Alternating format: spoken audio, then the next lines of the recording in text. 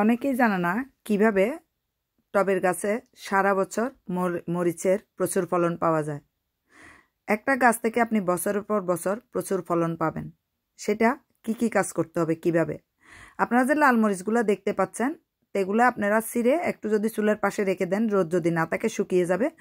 পরবর্তী বছর অর্থাৎ ফেব্রুয়ারি মার্চ মাসে আপনারা টবের গাছে লাগিয়ে দিবেন। টবের মধ্যে লাগিয়ে দেওয়ার পর আপনারা দেখবেন 2-3 মাসের মধ্যে গাছটা বড় হতে থাকবে। তখন 2G cutting, 3G, 4G, 5G ভাবে কাটিং দিতে থাকবেন। অনেকগুলো ডাল বের হতে থাকবে। যখন ডালগুলো বের হতে থাকবে, গাছ বড় হতে থাকবে, তখন যেটা করতে হবে, আপনাকে সপ্তাহে একদিন 1 লিটার পানির সাথে 1 টিস্পুন পরিমাণ ভিনেগার মিশিয়ে গাছে স্প্রে করতে হবে। গাছে যখন আপনি স্প্রে করবেন, কোনো ধরনের পোকামাকড় আপনার গাছে আক্রমণ করবে না। গাছের গোড়াতে নর্মাল পানি দিয়ে যাবেন। যখন গাছে ফুল আসা শুরু করবে, তখন শাকসবজি, ফলমূলের খোসা এবং পেঁয়াজ রসুনের খোসা এভাবে কয়েকদিন ধরে মিশিয়ে যে পানিটা হবে, সেটা গাছের গোড়ায় রেগুলারলি দিতে থাকবেন। গাছের পাতা যদি একটু হলুদ হতে থাকে, তাহলে যে কাজটা করতে হবে, খুব সহজ একটা কাজ, সেটা হলো গাছের এই যে পানিটা যখন দিবেন, সে পানিটার মধ্যে 1 টিস্পুন পরিমাণ, 2 লিটার পানিতে 1 টিস্পুন পরিমাণ হলুদের গুঁড়া মিশিয়ে দিবেন। হলুদের গুঁড়া যখন মিশিয়ে দিবেন এবং গাছের গোড়াতে দিবেন, তখন কিন্তু আপনার গাছের পাতা আর হলুদ হবে না। তবে মাসে একবার অবশ্যই টব থেকে একটু দূরত্ব রেখে মাটির মধ্যে 1 টিস্পুন পরিমাণ ইপসম সল্ট মিশিয়ে দিবেন। তাহলে আপনার গাছ পুষ্টি পাবে। কারণ আমরা টবের গাছে যে মাটিটা দিয়ে থাকি, বিদেশে যারা থাকি কি বলবো, সে মাটিটা ভালো হয় না। ভালো না হওয়ার কারণে আমাদেরকে বারবার পুষ্টি দিতে হয়। লিকুইড পুষ্টি যেটা পাওয়া যায় সেটাও দিতে হবে। আরেকটা কাজ করবেন, ডিমের খোসা আপনারা রেখে দিবেন শুকিয়ে, সেটা গুঁড়ো করে গাছের গোড়াতে দিয়ে দিবেন। মাছ কাটার পর যে আঁশগুলা থাকে, রক্তগুলা থাকে কাঁচা মাসে, সেগুলা গাছের গোড়াতে দিয়ে দিবেন। চিংড়ি মাছের খোসা থাকলে সেটাও দিয়ে দিবেন।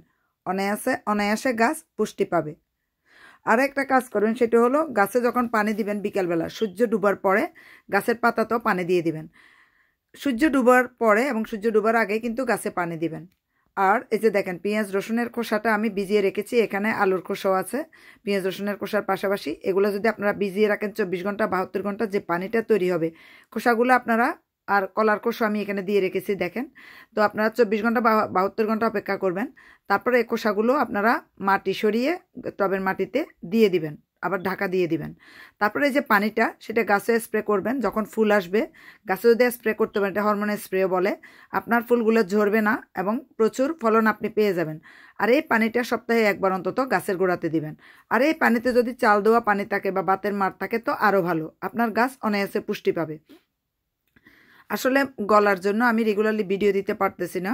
আমার কি বলবো, ঠান্ডা লেগে অসুস্থ, একেবারে ড্রাই কফ হয়ে গিয়েছে কাশতে কাশতে, এখনও সুস্থ হয়নি। বিদেশ সাধারণত ওষুধ দেয় না বললেই চলে। আমি কি বলবো, মানে আদা লেবু সিদ্ধ করে কি বলবো মধু দিয়ে আমি খাচ্ছি রেগুলারলি।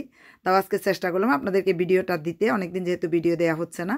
তো আমি এখন অবশ্যই শীতের জন্য অন্য গাছ লাগিয়েছি, তো আপনাদেরকে দেখিয়ে দিচ্ছি যে আপনারা কি যত্ন নেবেন। আপনি যে গাছেই লাগান না কেন, হরমোনের জন্য, যে দেখেন বিভিন্ন ধরনের ফুল, তারপর আপনার এই যে ডিমের খোসা, অনেকেই বলেন যে আমার গাছে শামুক উঠে যাচ্ছে। যদি গাছের গোড়াতে আপনি ডিমের খোসাগুলো ভেঙে দিয়ে দেন, তাহলে গাছের গোড়া অনুযায়ী, তাহলে কখনো শামুক উঠবে না। আর এই যে নর্মাল পানিতে এটাও সপ্তাহে একদিন দিবেন। যে কোনো গাছ, আপনার যেই গাছ থাকুক না কেন, যারা দেশে আছেন তাদের তো এখন লাউ, কুমড়া, তারপর আলু, টমেটো গাছ লাগাচ্ছেন আপনারা, বড় হচ্ছে, এখন ফুলও আসে যাচ্ছে। তারা যেটা করবেন, সপ্তাহে একদিনে যে দেখেন 10 লিটার পানির মধ্যে 1 টিস্পুন পরিমাণ হলুদের গুঁড়া, 1 টিস্পুন পরিমাণ মরিচের গুঁড়া, আর এই যে দেখেন ½ টিস্পুন পরিমাণ আপনারা দিয়ে দিবেন ইপসম সল্ট। তারপরে দিয়ে দিচ্ছি আমি কিছু কফিটা আপনারা না দিলেও চলবে। এখানে আপনারা কি বলবো আপনাদেরকে, যে ভাতের চাল দেওয়া পানিটা দিতে পারেন। দেশে যারা থাকেন তারা রেগুলারলি ভাত রান্না করেন, তো চাল দেওয়া পানিটা বা আপনারা যে চা পাতা সিদ্ধ করে পানিটা, তারপর ওয়াশিং লিকুইড বা শ্যাম্পু, সেটা 2-3 টেবিল স্পুন পরিমাণ ভালোভাবে দিয়ে মিশিয়ে দিবেন। মিশিয়ে দিয়ে আপনারা গাছের গোড়াতে, এটা সপ্তাহে একদিন অবশ্যই ইউজ করবেন। তাহলে বিভিন্ন ধরনের ক্ষতিকারক পোকামাকড়গুলো আপনার গাছে আক্রমণ করবে না। যদি গাছে স্প্রে করে দেন, গাছে আর ক্ষতিকারক পোকামাকড় মাছিগুলো বসবে না। আর আপনার গাছে যখন ফুল আসবে, ফুলগুলো খেয়ে ফেলবে না বা ফুলও ঝরে যাবে না।